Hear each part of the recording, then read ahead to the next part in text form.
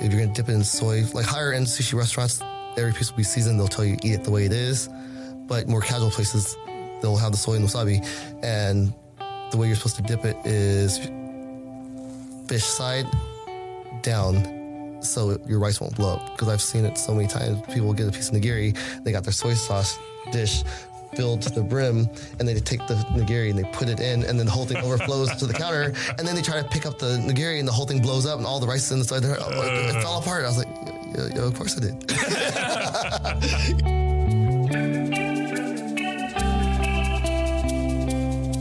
Welcome back to the Dine 16, a food podcast about Sacramento, where we take you behind the scenes to find out more about the people who are making your favorite dining experiences happen.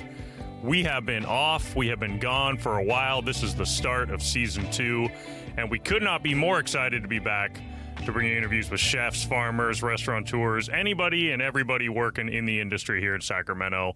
I'm your host, Max Connor, joined by my co-host, Neil Little. Neil, it's been a while. How's it going, man?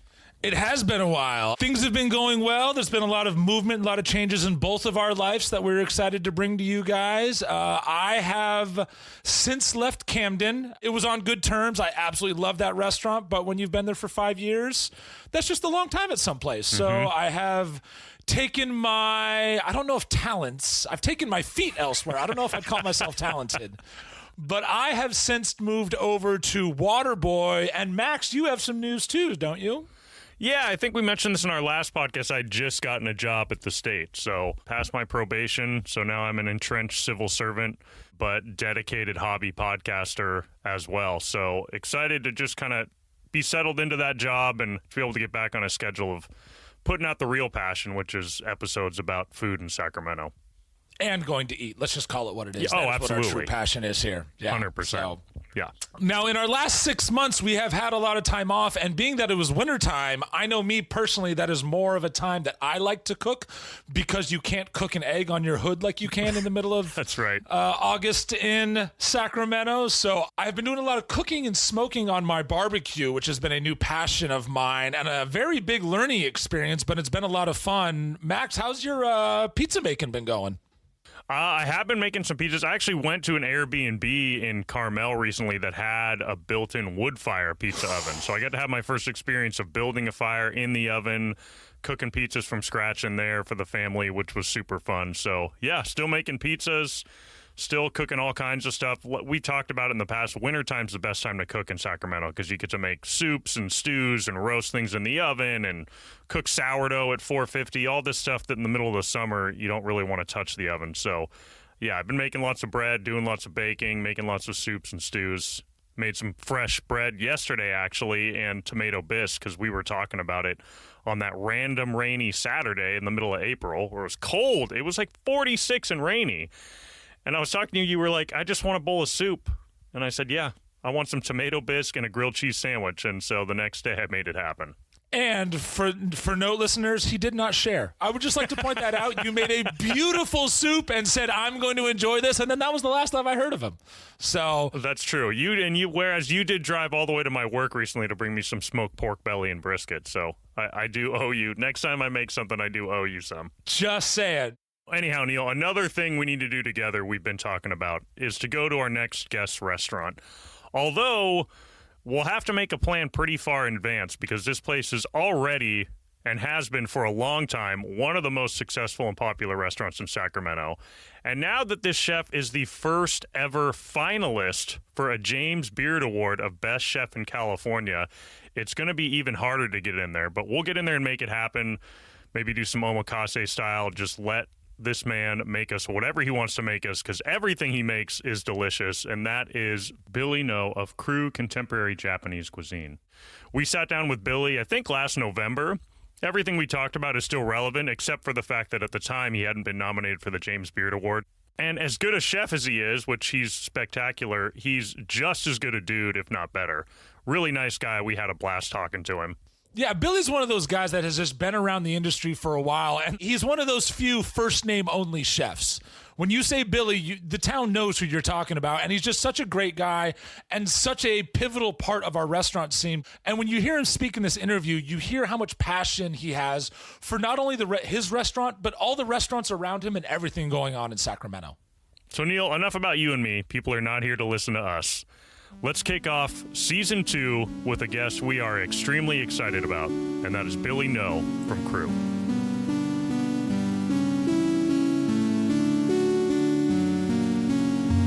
All right, well, Billy Ngo, thank you so much for being here on the 916. It's really great to have you. Yeah, thanks for having me. Yeah, we are super excited. We're both big sushi fans, and you are a Sacramento homegrown and proud Sacramentan, keeping it here. So this is a big one for us. Oh, I know you were very high on the list. Yeah, so we are really happy to have you. First question we always ask is, what was food like growing up? What was food like in the home? Food growing up was very different. Funny, you were just asking me how do I pronounce my last name. Our last name is a little different. So we're Chinese and Vietnamese. So my grandparents are Chinese, parents are Chinese, but grew up in Vietnam.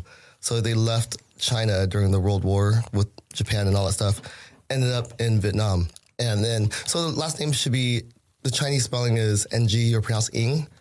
So, but coming from Vietnam, the Vietnamese way to pronounce it or spell it is Ngo. So since we came from Vietnam, that's why it's spelled Ngo, but it should be Ing, or when you say the name in Chinese is Ng, it's just sound.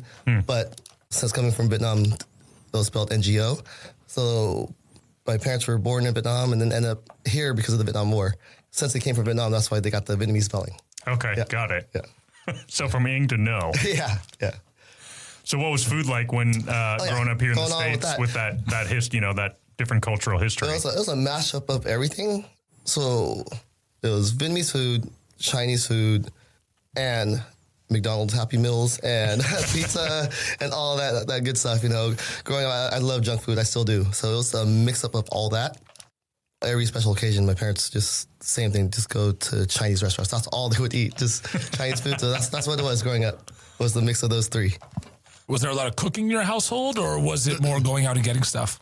A lot of cooking, but the thing that was crazy and I'm still amazed to this day was how my parents did it. They would work, and I had 4 older sisters. Wow. And, no matter how busy they were, we'll get off school, they'll be at work, but there will always be 3 to 5 course meal made.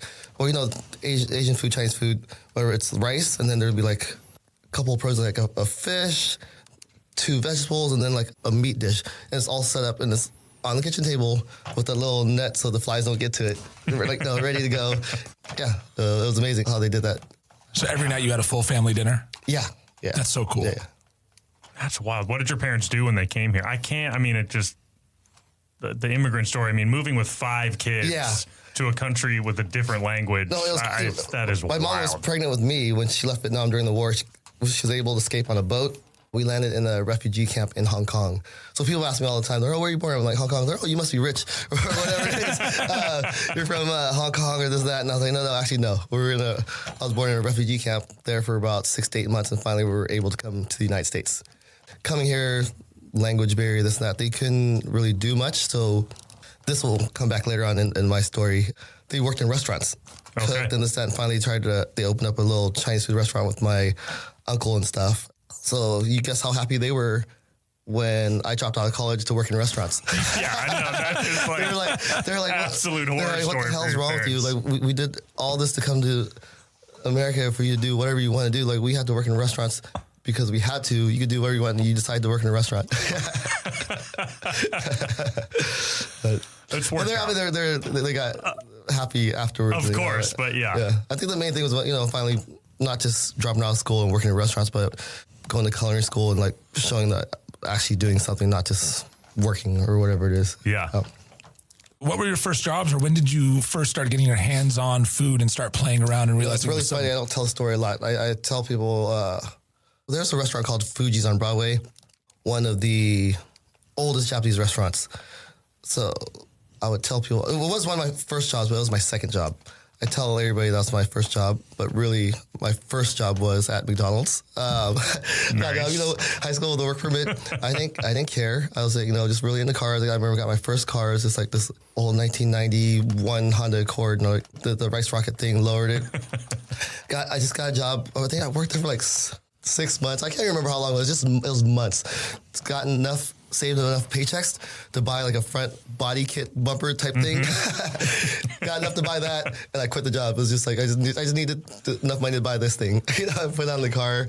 But yeah, that was it. First job was McDonald's, but then I got a job at that restaurant, Fuji's on Broadway. Amazing restaurant. It's around for 50 years. I think the parents started it, and then the kids took it over. All the siblings worked there. One was a bartender, two were cooks, one ran like the numbers in the back house. So I got a job there because my sister knew the son of one of the owners and got me a job there in high school. Started off as a busboy dishwasher. I didn't even eat sushi at the time. I won't touch raw fish. and that place was crazy. It was such a big restaurant, 2 stories. Some of the best like kitchen food I had. I wish I was more into food that time to try to even learn and just see what they're doing in the kitchen, because that kitchen, their tempura, from the way they did their chicken and all that stuff. But you don't see that now, because now when you go to Japanese restaurants, it's all about sushi and the sauces and the rolls, right? Right. Back then, sushi wasn't even popular. Mikuni was the one that actually made sushi cool and popular. Back then, all the Japanese restaurants, you went there for the udon, the tempura, or the sesame chicken. So this huge restaurant, they had a little sushi bar, 7 to 8 seats. Very tiny sushi bar with this huge restaurant, because it just showed sushi wasn't that popular. Yeah. 2 sushi chefs worked there that hated each other. Opposite schedules. They could never work the same time. I still remember, it's so funny. I got along with both of them, but they hated each other. They would have their like prep fridges in there, but they'll put locks on it so nobody could like take each other's prep. It was just funny. It was this funny situation. Old school kitchen, the owners were there, but they still allowed them to do these little things to each other. Right. They never worked together, but there's a third sushi chef that was like middle ground. That would be the one that would work with one or the other, because there's 2 stations at that sushi bar. One day, I think he got pissed off at both of them and quit. and I think that was my opportunity, because I was working there for a couple years, and then I knew the owners, because I knew one of the owner's son. No, hey, you want to learn sushi? And I was like, sure. I really didn't care at the time. It was just a job. I was like, better than washing dishes. Yeah. Learn how to prep. That's just how I got my foot in the door. It was just a lot of prep, just making the rice. And nowadays, a lot of sushi restaurants, you get the sushi ebi prep. It's already butterfly cooked. You just defrost it, ready to go. Over there, we would have cases of shrimp, and you do it once a week. I remember it was every Saturday night, they would pull out the shrimp and let it defrost. I would have to come in early, about 7 a.m. or 8. Sunday is like the prep day. You go there, get all the shrimp raw, take these skewers, you have to skewer them to make them straight, get all that done, then you have to poach them all off, drop it in the ice bath, chill off, take the skewers off, de-shell it, then butterfly it, then take the vein out, and then pack it in these little packs of like 15 to 20, plastic wrap it, put it back in the little pan, put it in the freezer, and that's enough for the week.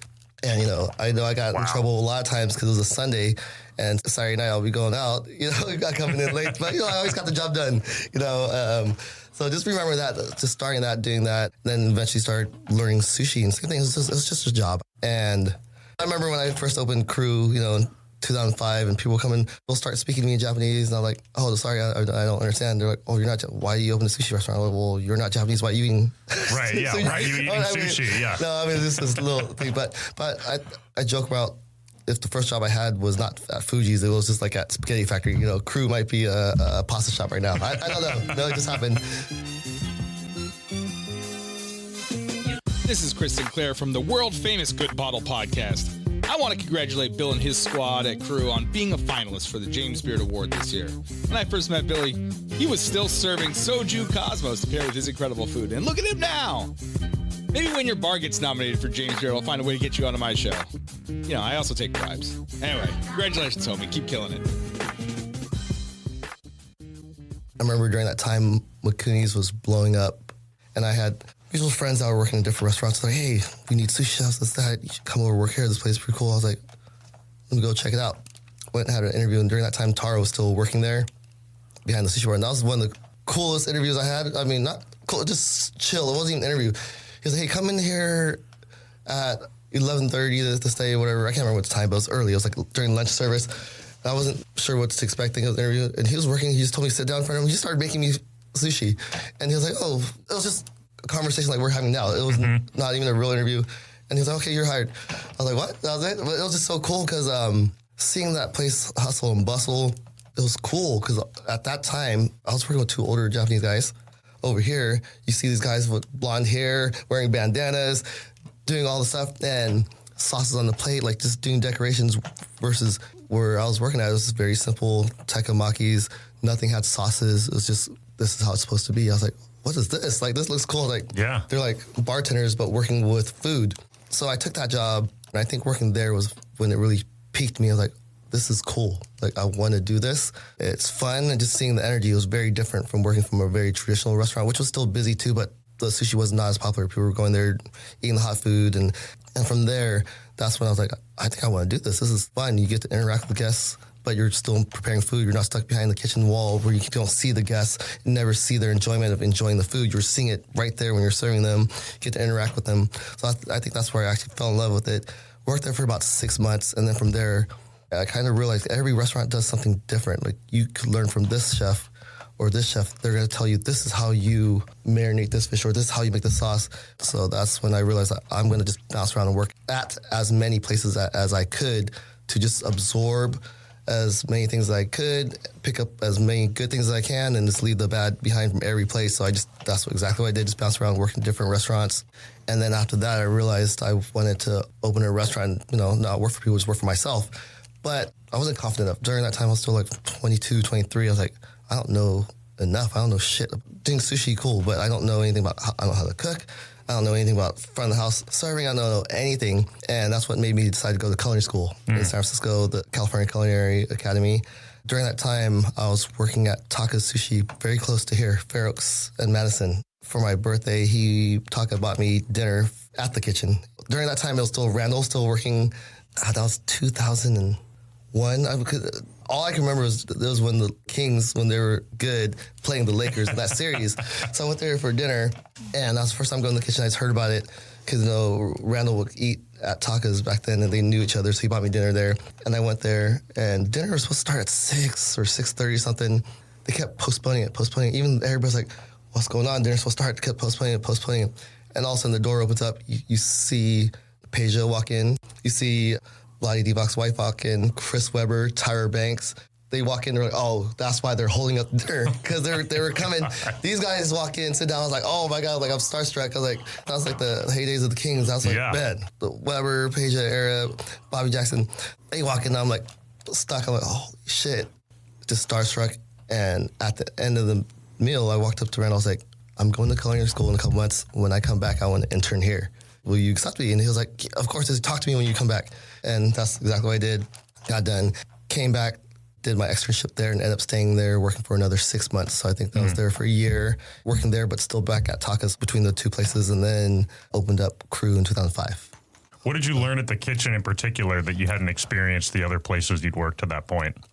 Just the whole service and the product. Like, during that time, that was the first restaurant that I worked in where they not cared about the money, but money was not object on sourcing the best ingredients. And that's like, holy shit, you buy the best shit, you don't need to do much to it. Some of the things you don't need to do much to it. Put a little acid, put a little salt, a little olive oil.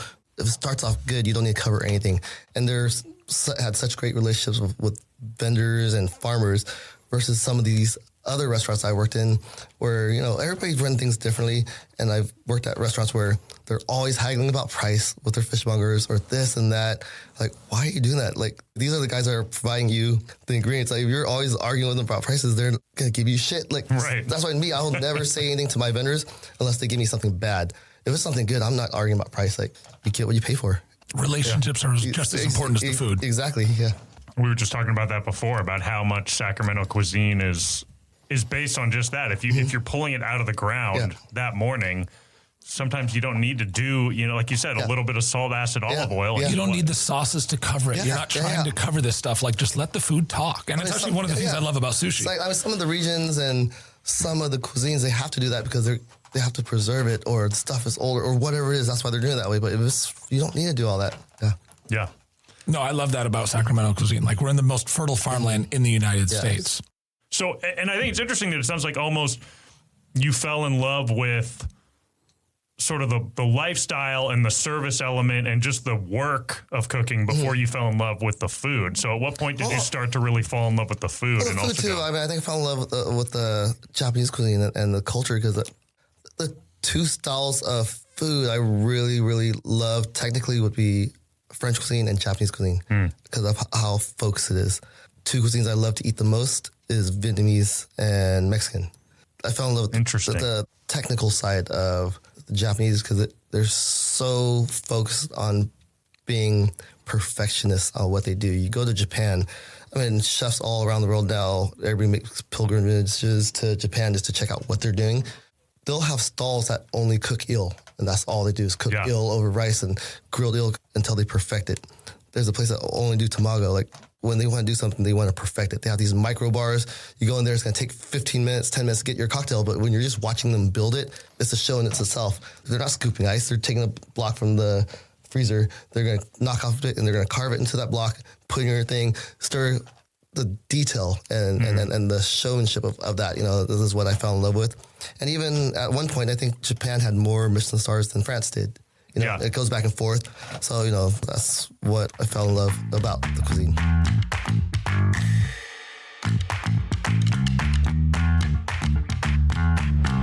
One thing I love about Billy's story so far is his work at McDonald's.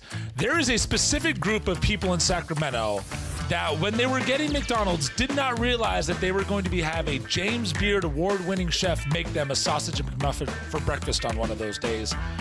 And they will never know the exquisite McDonald's experience they actually have. They probably do. There's probably some people out there who are like, man, I had an Egg McMuffin one time at McDonald's back in like 1999.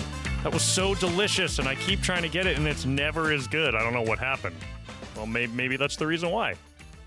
You know, what I learned about Billy is how he pretty early on realized, I'm going to go work at all these different places, and I'm going to learn as many techniques as I can, and I'm going to learn the things that I don't like. And that speaks to exactly what his restaurant is today. His restaurant is so full of so many different techniques. Even though it's contemporary Japanese cuisine, there are so many things on the menu. They're all done spectacularly, and you can really hear in his story how he built this background that allowed him to open what Kru is today. And what kind of dawned on me through the interview was Billy actually doesn't have a Japanese cuisine restaurant. He has a Billy cuisine restaurant. These are little things he picked up from all over the place on his way to serving you that incredible meal you're eating at that time at his restaurant. So Billy talked a little bit about how he got the first Kru open, and it was an amazing story. He used to go to this place called Jay Lee's Eurasian Bistro because they were open late, and he would go there after work. And he said he would sit in there and look around and just sort of daydream about, you know, this would be a great spot for a first restaurant. It's just a little small space on J Street. It would be perfect. And then lo and behold, unfortunately, Jay Lee's closed, and Billy thought, I would love to get this place and open it. But he had no idea how to open a restaurant. He didn't even know how to find out how it would get listed on a commercial real estate site or anything. And it just so happened that his boss at the time, who became his business partner, knew the people who owned the building. And they allowed Billy to slip in there before it was ever listed or even put on the market and take over this little spot. And how do you get it open? Well, pizza and beer were key, because that's what you pay friends when you need them to come in and help you paint and deep clean a second-generation restaurant. And so that's how it got open. Pennies on the dollar, a small spot at 23 years old. Billy Ngo opened Kru on J Street. And Neil, I don't know what you were doing at 23. I was in the midst of falling flat on my face in life. I certainly wasn't opening a high-end sushi spot. You know, if I recall correctly, and I don't because I have no recollection of 23, I was probably flat on my face right there with you. So good for Billy, and way to go, dude. So we'll jump back into the interview where we actually talk about when Billy went from his small spot on J Street to his now very large spot we all know in East Sacramento.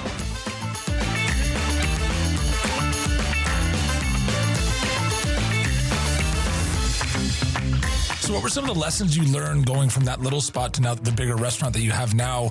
Explain the process of starting there, growing, and expanding. Oh, that process is hard. It was really, really hard. The whole process opening the place was really hard being that young. But now I'm very, very glad that I started when I did. It was a struggle at that time because, most of my younger adult life where most people would be having fun. Like, the early 20s, mid-20s, I was just banging, hustling, just working 7 days a week trying to make things work.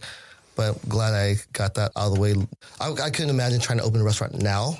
First restaurant, and having to try to learn all those mistakes all over again, et cetera. It's so much. I'm glad I did when I was younger and had the time and energy. Yeah. If that makes sense. Makes sense. Yeah. But yeah, a lot of things. But the biggest thing was finally kind of figuring out crew at the old locations. Very small team. We never really had a GM, no wine buyer, sake buyer. All the reps would come in and just taste me on stuff. Oh yeah, that's good. That's good. We'll take that. And moving to this bigger location where we had to have 3 managers, bar managers, all the staff. And the biggest thing was just scaling everything. And then from just having beer, wine, sake to a full bar. And then sushi restaurants are very different from normal restaurants because normal restaurants, you just have back house and front house. There's always that, no matter how good, nice everybody is, there's always a little divide between the two. It's like having a 2-headed snake. And then you throw in the sushi bar cook. So now you have 2 back of the houses. So now you have a 3-headed snake. They're all just trying to bite each other no matter how good things are going. And then you throw in the bar. So I was like, holy shit, we got 4 departments. And, so it was a lot to learn, trying to make everybody get along, and big learning curve and our goals were different at the time too. We opened, we're like, okay, our food's good. We had this dumb idea of actually trying to entertain the idea of we heard Michelin's come to Sacramento. Let's try to get a Michelin star with that kind of service, and let's try to open for lunch too because we're doing it already. And we opened for 3 months, shut it down. We can't. There's no way we could open for lunch. There's so much product we had to bring in.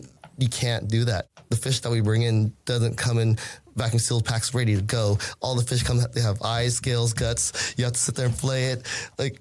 Even now, if we close for lunch, everybody still comes in at 10 and 11 to prep for everything, to have enough product for service for dinner. Yeah. So that's something we had to learn. And then just for the sheer size of it, that was a cute idea, trying to get a Michelin star because our space, it's just so big. It's hard, So yeah, those are some of the things. Now, what year did you open the restaurant? The new one? The new one, yeah, the big one. October 2016. Okay, 2016, yeah. Yeah. So did your menu evolve from J Street to the bigger spot, or have you kind of tried to stay the same?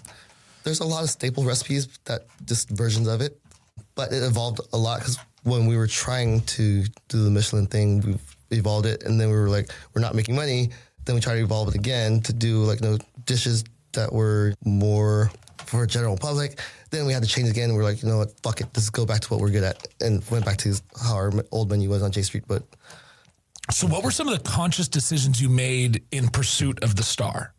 I think the conscious decision, could it be done with a space that big? And just being honest with myself would happen, because if you look at any Japanese restaurant with a Michelin star, we just don't fit in that guidelines of the Michelin guide. So any Japanese restaurant that has a Michelin star, there's usually about 10 to 15 seats, no more. They only do tasting menus. It's omakase only, and it's just nigiri. They don't do rolls. And then, there's kaiseki restaurants that's just a tasting menu, kaiseki style, which is different. There's no sushi.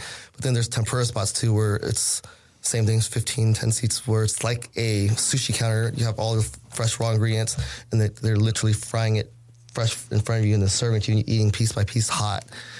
Those restaurants. But there's no restaurant like a Kru or Mikuni that serves sushi and rolls, and you have a robot that has a Michelin star. I haven't seen one. We're doing omakase. We still are omakase, and we have a la carte menu, and then we have a bar program. We're doing all these things under one roof. We're in Sacramento. The food scene here changed drastically in the last 15, 20 years. That's what it is. This town, is different now. It's well, but it's all chain restaurants, BJ's, and all these things. You have to have everything under one roof, to be a business. And that's the thing learning was to be a business or just chasing after your goals. So after realizing that, it's like, dude, we are still a business too. We need to make money. We have to pay rent. We have to pay our vendors. We have to support our staff. We have investors that we need to pay back. That was like, this is what we need to do. It needs to be a business first. We can still do cool food, but there's no way we're gonna get a star. And I even had thought about the idea. Like, what, let's open a little small shop. Let's stop doing omakase at Kru. Let's just open a little small spot. Just do omakase there. We'll be meeting another guy and a small team, and we'll do it there. And I thought about pricing it out. I was like, no, let's not do that.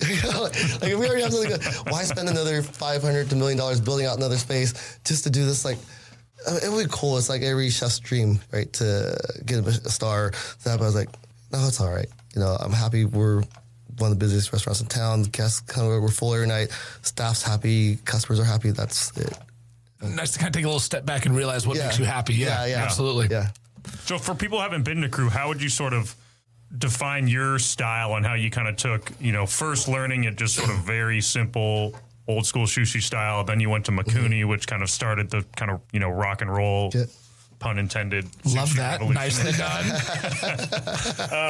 Lots of sauces and slathers and, tempura shrimp and everything. Like, how does Kru sort of marry some of those worlds together? It's a little bit of everything. And one way I would describe, too, the food is a culmination of everything I like and just kind of like how I grew up eating, too. Like I said, grew up Vietnamese food, Chinese food at home, but then all this American food. First job was at a Japanese restaurant, then went to culinary school. School mainly taught classical French techniques. So the menu at Kru is a culmination of all that put together. So I hate to say this, but there literally is something for everyone. And that sounds cheesy and stupid. And a lot of people say, good restaurants need to be focused. But I could honestly say, like, there's literally something for everyone, and we do a good job at it. There's couples that come in where the husband loves sushi, the wife doesn't.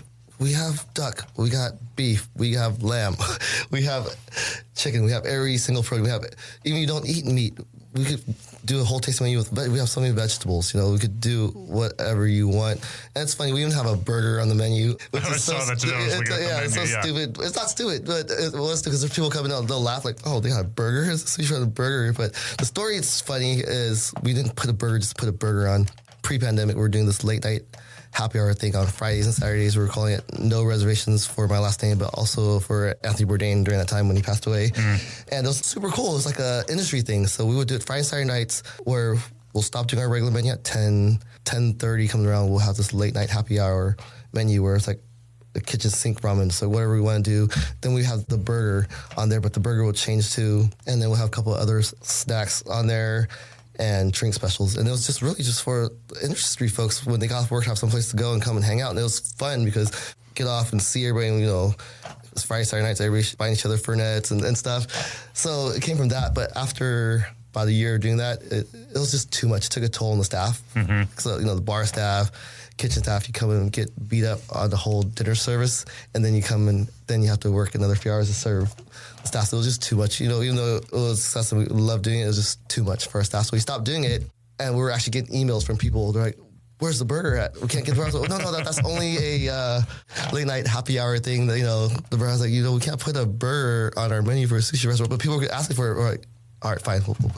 People were asking for it. We'll put it on the menu. Yeah. That's why there's a burger on the menu. Is it a special burger or just a classic? It's a little special. I mean, it's a burger, but it still is in line with Kru, the flavor. So that's how we started this conversation about the food. It's a mix of everything. So it's a burger blend of chuck, Angus, and Wagyu, because we bring in a lot of Wagyu beef.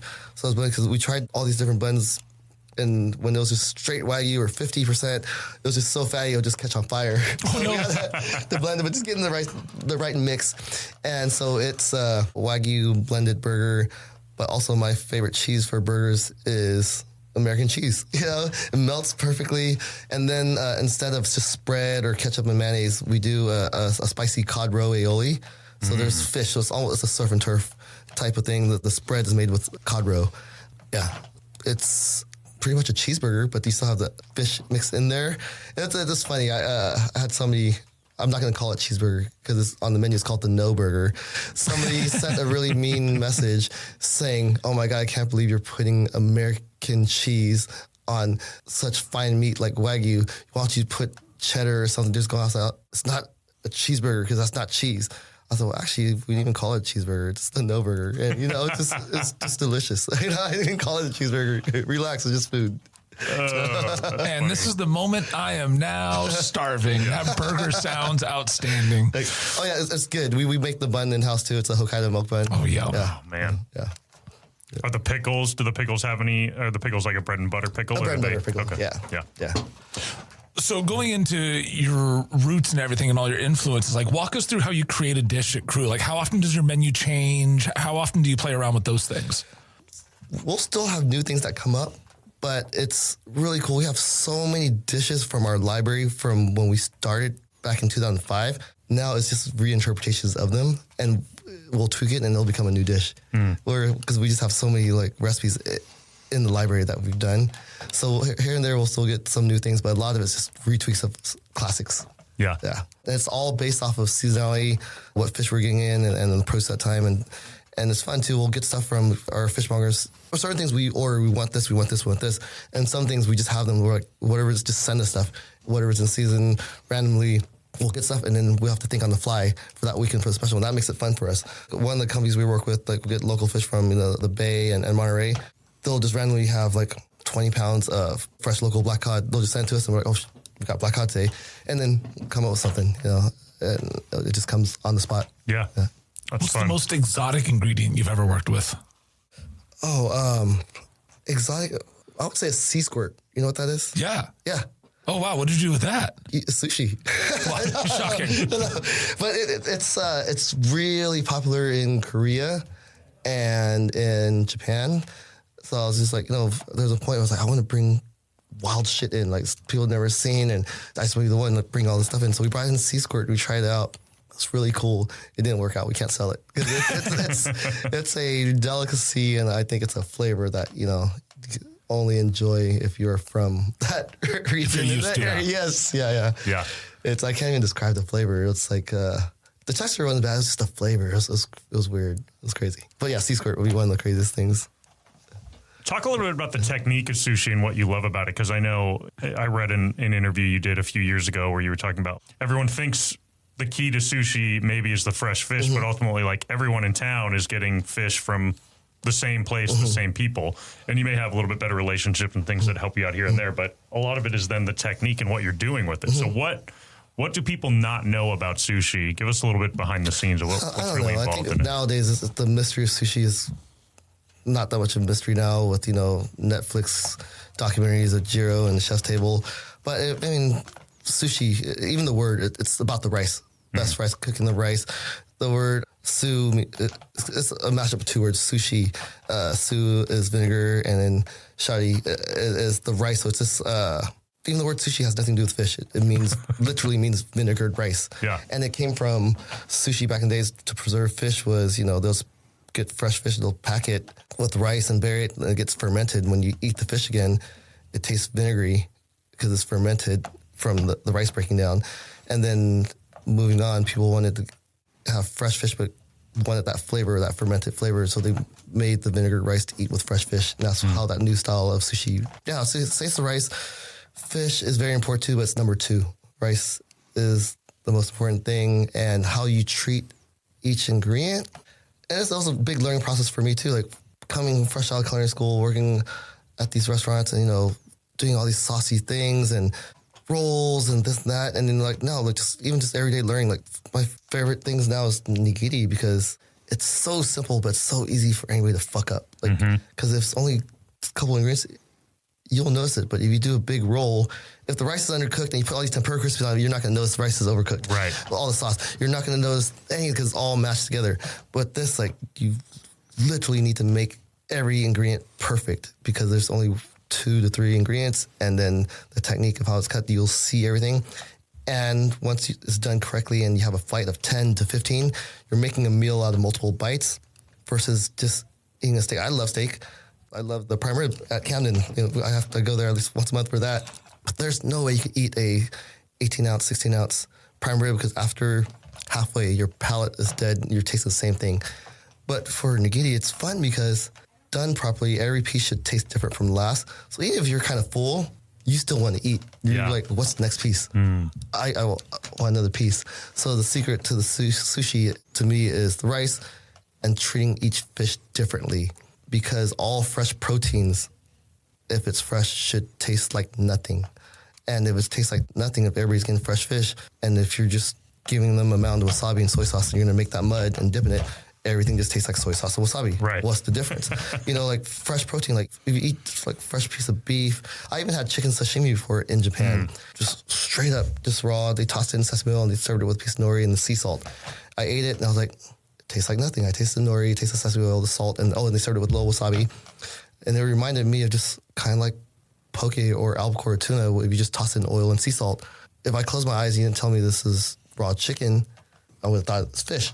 So that's the thing. If everybody's using fresh fish, like you have to treat each fish to bring out something different about it. Some fish is best fresh. White fish like snapper, flounder, those things fresh because it's bright, it's crisp. Bigger fish like mackerels, tunas, you want to age those things because let the flavor develop and tones down so you can actually taste it. Certain fish, you smoke it. Some you just lightly cure it or just dip it in salt water. Some you do a little bit. You do something a little different to bring it out so that they all taste different where that's the secret. Otherwise you just have 10 different fish and all you're doing is just cutting it and putting it over vinegar rice and giving them soy sauce and wasabi. They're all going to taste the same. Yeah. Why don't you just order 10 pieces of salmon then? Yeah. So you brought up something interesting that I didn't really think about. When you started Kru, you said that sushi was very much a small time thing versus now. Like, no, not when I started Kru. Oh, I still think. I think when I was working at Fuji's. Okay, yeah. So early 2000s, late 90s or whatever versus now where, like you said, like the Netflix, the YouTubes, the internet and all those things. How have you seen the customer dynamic change from then versus now? Oh, it's huge. Like people are way more educated, more savvy about the food. They know what they're looking for. They know what they're asking for. And that's what's really cool growing up in Sacramento and never leaving and seeing the whole food scene here change, going from all the Japanese restaurants just doing all the hot food, then to all the rolls, half off roll places. And then now I want to say there's like 3 or 4 omakase only spots getting ready to open within the next 6 months. Oh, wow. Which is sick. That's cool. Our food scene is changing.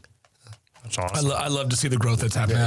I feel like Sacramento is finally recovering from COVID. And you're starting to see all these little things pop back up, and it's really fun to see. Yeah, absolutely. Yeah, so that's really cool. Like saying about the Michelin star thing earlier, it's really cool that Localis got a star. The kitchen deserved a star years ago because they were just never in Sacramento Michelin. But now it'll be awesome to see a Asian restaurant or a sushi restaurant get a star, and hopefully one of these omakase spots opening up will get one. It'll be cool for Sacramento.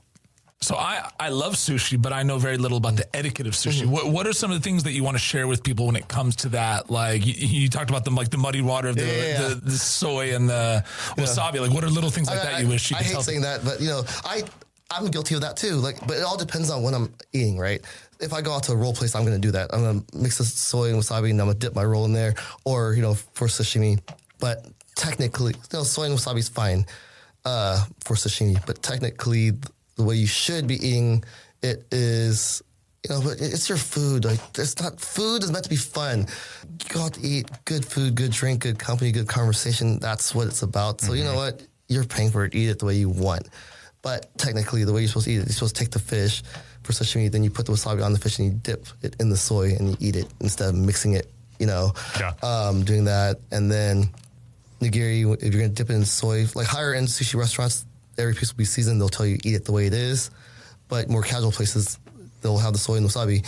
And the way you're supposed to dip it is fish side down so your rice won't blow up. Because I've seen it so many times. People will get a piece of nigiri, they got their soy sauce dish filled to the brim, and they take the nigiri and they put it in, and then the whole thing overflows to the counter, and then they try to pick up the nigiri and the whole thing blows up and all the rice is inside there. It fell apart. I was like, yeah, of course it did. So the thing is that the trick with that, you're supposed to eat with your hands. So this part picks up the, everyone listening can't see, but you're picking up the rice right here, and then the fish, this finger holds the fish, kind of like this. Kind of like you're holding a pencil. Yeah, imagine this is a giant piece of nigiri, and then this soy sausage, and then you're supposed to this. Oh. And then when you eat it, you're supposed to put fish side down on your tongue first, rice to your mouth. Got it. That's if you're eating with the fingers, but if you're doing chopsticks, you're supposed to use chopsticks to pick up the rice side on the bottom, just gently, don't squeeze it. And same thing, you pick it up, flip it over. Okay. Yeah. All right. The rice is supposed to touch the roof of your mouth first. The fish and the soy sauce hits your tongue first and then mesh everything. I've been doing it wrong the whole time. I'm glad I asked that question. Yeah, But you me can eat too. it any way you like. You know, Totally. Yeah, there's no wrong way to eat it, but but I like knowing these little things to make my experience better. Yeah, and it should be one. Nigiri should be eaten in one bite too. Is another thing I see a lot of people liking to bite it in half, or they'll take the chopstick cutting in half, which is fine. But the thing is, a lot of nigiri, the way we do it is every piece is seasoned. So a lot of time, if you have this piece of fish, and we'll do a garnish or a flavoring, we'll usually just put it in the middle. It's meant to be eaten in one bite. So if you just bite in half, the first bite might be too salty or whatever, the second's bland, or vice versa. So it should be eaten in one bite. Got it. Good to know. Educational today. I like it. Absolutely. And I obviously have to go try all these things, so that's I right. need to go get sushi. But this is hard too, because there's a lot of more casual restaurants will not season their nigiri, and you're supposed to dip it, and they'll make it bigger too. There's a lot of places that are giant pieces where you have to take 2 bites, 3 bites, but at Kru, you should eat it in one bite. So at Kru, 1 bite, and I can use my hands. Yes. All yes. Oh, I like Kru. Yeah, automatic top of the list.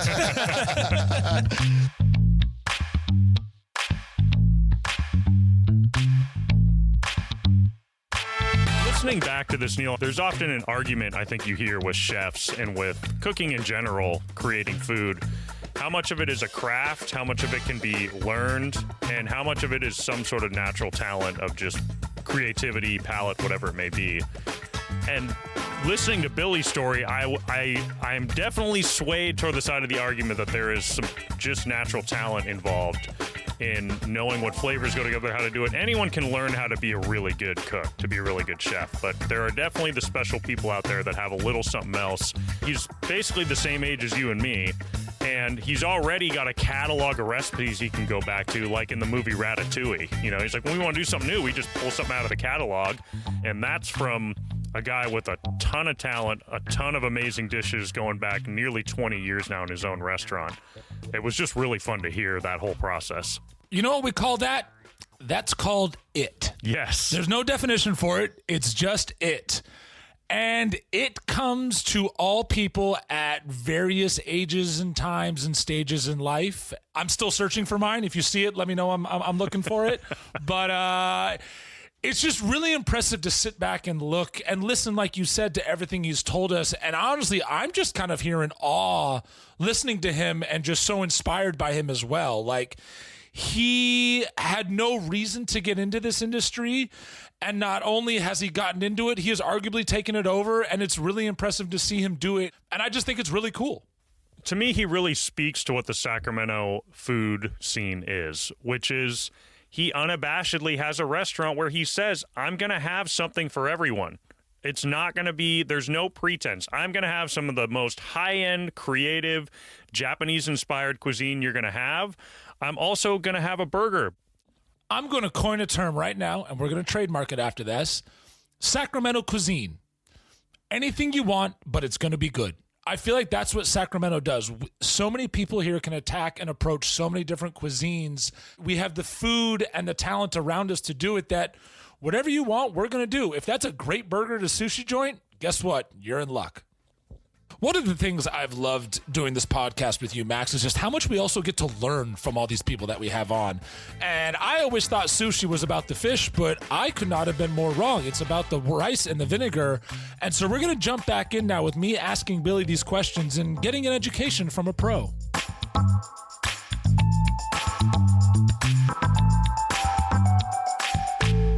I know we have a lot of people, I have friends of mine and family members who are not into sushi. How would you recommend an introduction into sushi? Introduction into sushi. Just comes to you? Many forms. No, I mean, there's having a tempura roll, California roll. There's something that you want that's not deep fried.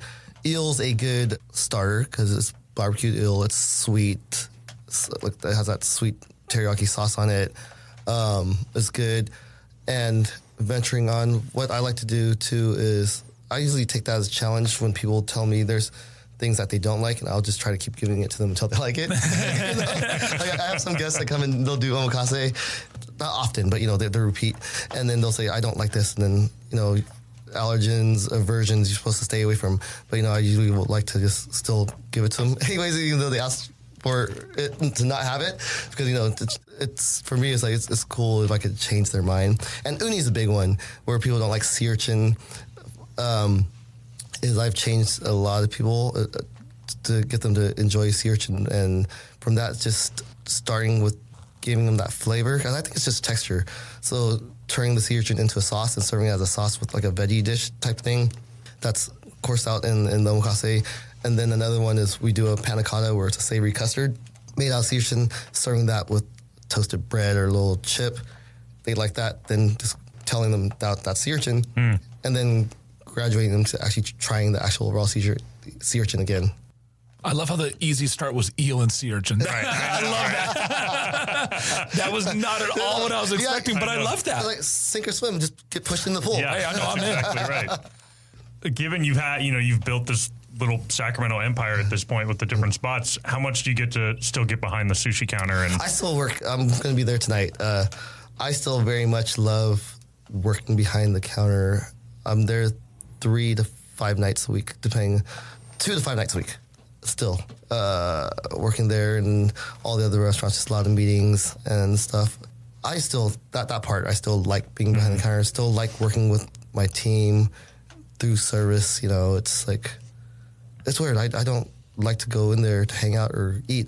Probably been less than 3 times I've eaten at the new crew, like coming in to sit down to eat. It just feels weird for me. When I'm there, I want to be there, and so still enjoy it. Still like doing that. But I could see my role changing drastically. I feel like every year I'm like less and less of a chef because I have such a good team. And I'm finding like having more enjoyment now on building teams and building concepts versus creating a new dish. Yeah. If that makes sense. You're turning into a general manager. You're putting the team together and letting the pieces go. Yeah. And then everybody's killing it, you know, like every piece is important. Yeah. Well, being an entrepreneur is a lot. I mean, there's an element of creativity that goes into new concepts and ideas or what would work, and knowing the town is as fun and creative as I would imagine is thinking about a new dish that would work. So, is there anything on the horizon that you're comfortable talking about? No, I mean, after the pandemic, I was like, I don't want to do anything anymore. Like those few years were so crazy, and then trying to get everything reopened and reopening, and everybody is excited now. Like everybody's back to dining out and everything. I was like, I don't, because I had a list of restaurants I wanted to do and concepts I wanted to do. And I'm like, for what? Stop. What am I doing? Like, because we have the restaurants that made it, and we have restaurants that we closed to. We had like 3 or 4 restaurants that failed, and every time it's a lot. You build out these spaces and stuff like that. Why am I doing this? Like, could have bought a house, turn it into Airbnb or whatever. You build out a restaurant, it doesn't work. Done. Everything, all that tenant improvement, just goes in there. And I was like, I don't want to do anything anymore. Everything is running fine. Let's just start enjoying life. Finally got engaged, this and that. And then this happened. This new restaurant called Chumai. So I'm naming it after my mom. Her maiden name is Mai and her last name is Chu. So we just calling it Chumai. We just wanted to give her homage. She passed away during the pandemic 2020. So this is a way I could keep her name alive and going. And like I said, no more restaurants, but it's just happened. And even the location is at 17th and S at a building called RE Place, named after a friend of mine, Ali Reza Yousefi. So he was a developer in town. Yep. He passed away a few years ago from cancer, very young. And that was one of the last projects he designed, and they're naming it after him. And it was just like, felt right to me. I was like, doing this restaurant to recognize my mom in his building. So I was like, it felt like it was meant to be, like, I got to do it. So this is probably like one of the last projects. So doing it there. The concept is going to be Chinese Vietnamese, kind of like the food I grew up eating from her, but a little different and modern. It's just a new take on it. Kind of like what we're doing at Kru with Japanese cuisine and sushi. Imagine that, but with Chinese food and Vietnamese food. Yeah. Yeah. Is it going into one of the buildings that's being built? Yeah, it's a brand new building. So Okay, cool. Next to the ice blocks over there. Yeah. That's exciting. So, And that'll be a good pairing with like Hook and Ladder and stuff. there's Hook and Ladder, there's Beast and Bounty, there's a bunch of places around there. You'll fit right in there. That'll be awesome. Yeah. That should be the last one. All right. Famous last words. That's right. What do you like to do outside the kitchen? Man, now just sleep. Honestly, just get out. Nowadays there's just so many meetings, so many things, and we get off, just sleep, just chill at home. Or actually, you know what? A lot more traveling now because, like I said, in my early 20s and everything, I was just banging, just working all the time. Missed on a lot of trips, a lot of holidays and all that stuff. Just worked. So now, like whenever we get a chance to be me and Maddie, even just a weekend trip to LA, get out, go for the weekend, go to Napa, whatever. Just travel more. Yeah, is what I'm trying to do, and eat out more, and just try to get inspired and just travel, see all the things. When you do get out, what's one of your favorite spots to go to in town? Where do you want to give a little love to? That's hard. We have so many great restaurants. It generally really is my mood because, but like I was saying, Camden, going there a lot for the, I'm around fish a lot and stuff. So when I go, I want to go get some heavy meat. Camden, Laura's been awesome a lot, and Mulvaney's classic, Ella, a lot of places. And then there's tons of hole in the wall places too in South Sac, like Hunglan, Dakong for all the banh mi's. Oh, yep. Yeah. I went there just last week. Or just go there, just get pate and go home and eat it. But yeah, there's so many options now, which is good. Cool. Yeah. So rapid fire food related questions. You said you still love junk food. What's your favorite cheap guilty pleasure? Man, it's frozen things that are quick. So, that bomb red hot beef burrito you see at gas stations? Yeah. I love that. It's just, to me, it's nostalgic and, it's good. It's funny because if you ask any of my friends that go on road trips with me or whatever, they know exactly. I'll go get gas. I'll go inside and pop one of those things in the microwave and eat in the car. See, that's what I was eating when I was 23, 24, not opening a sushi restaurant. What is it? We'll talk about shumai. What is a dish from your childhood you wish you could go back in time and eat? Man, I wouldn't even say it's a dish that would bring back. I think the dish would be hot pot, but it's not because it's a specific dish or flavor.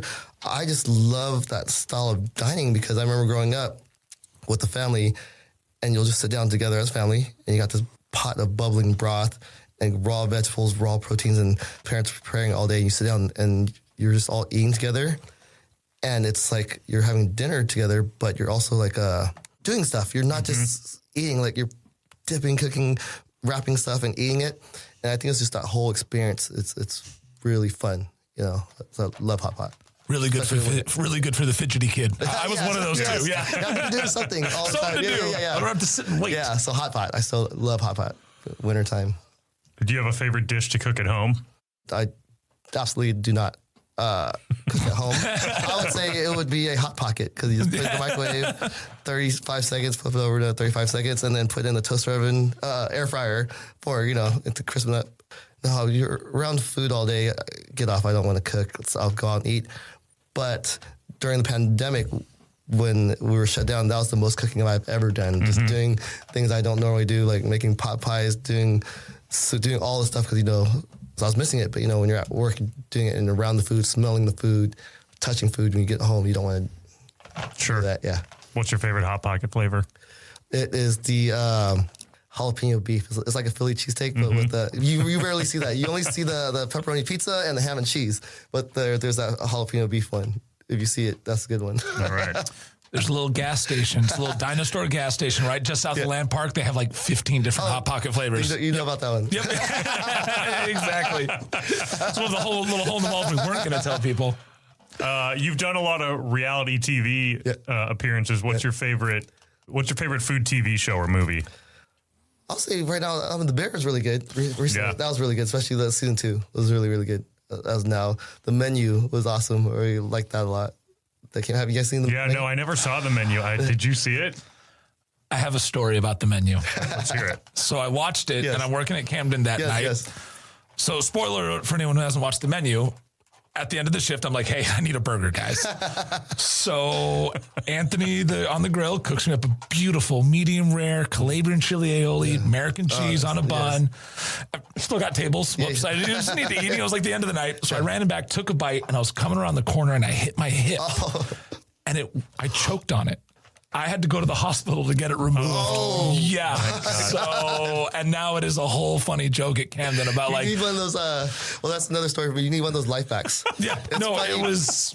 Yeah, I had investors, kids come in to give me Heimlich in the bathroom. Oh, yeah. Luckily, she ended up giving me a ride there, which, Courtney, if you're listening, thank you. Glad you're okay. Yeah, no, but that was so... I remember when you went to the emergency room because you choked on a burger, but I didn't know you had watched the menu. The night before. And so Gave him the burger. I had to have a burger. Yep. And so now every time you'll know the burger reference when you see the movie. All right. Yeah. And so now every time I'm at work, they're like, do you need that blended? I'm like, no. Yeah. Blended burger. Yep. That's funny. Glad you're okay. No, everything ended up, I mean, I was home a few hours later, but it was quite embarrassing. Man. All right. Well, Billy, thank you so much for being here on the thank you Dine so much for having 16. me. Yeah, it was thank really you for great to have having you. You will see us soon for the burger. Thank you. Yeah.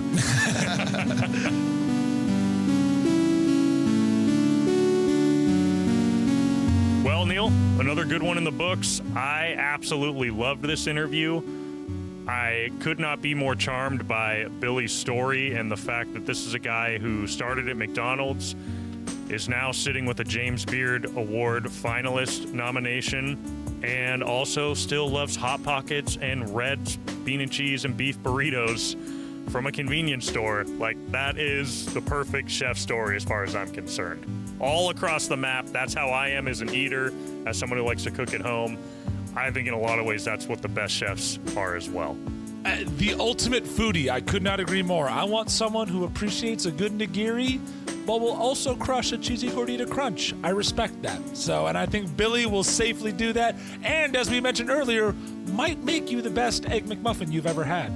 Yeah, I would love to see what Billy would do with a breakfast menu. I'd love to see him do just like a special invite-only brunch and have him put a McMuffin on there. That would be fantastic. So he mentioned his restaurant Chu Mai. We recorded this almost 6 months ago. Where that stands now is they hope to open in fall 2024. You can go to their website and already get a preview of a possible menu. I sat there drooling and wanting to go there so badly when I looked at the menu the other day. I cannot wait for that project to open. Obviously, you can also check out Kadaiko Ramen and Fish Poke Bar, his other spots that he's a partner in. And go to Kru. Look now, get a reservation if you want to get in there before the summertime, because they are packed. And also keep your eye on your news feed for about 2 months from now when James Beard announces their winners on June 10th. So again, get your reservations in now. I'm going to be honest, I'm not sure if you can get to Chu Mai or Kru earlier. So take a look at both spots and go check them out. Well, that does it for today's episode. If you like this episode, please subscribe wherever you listen to podcasts. Apple, Spotify, wherever you listen, we're there. You can also find us on YouTube. If you want to follow us on Instagram to get updates, see what we're cooking and what we're doing, the handle is @Dine16. You can reach out to Neil or myself via email, max@dine16.com, or Neil, Neil, @dine16.com. Dine16 is a production of the Hear Me Now Studios in Citrus Heights, California. Our opening and closing theme music are by my brother-in-law, Mark Owens. As we said, we are back to it. We've got more interviews already recorded, being edited and put together. 2 weeks from now, you will hear Amanda Bridger and Chris Tokini from the great Hawaiian spot Cow Cow in East Sacramento. And we'll keep bringing interviews to you every 2 weeks as long as we can. And remember, as always, eat something you love with someone you love.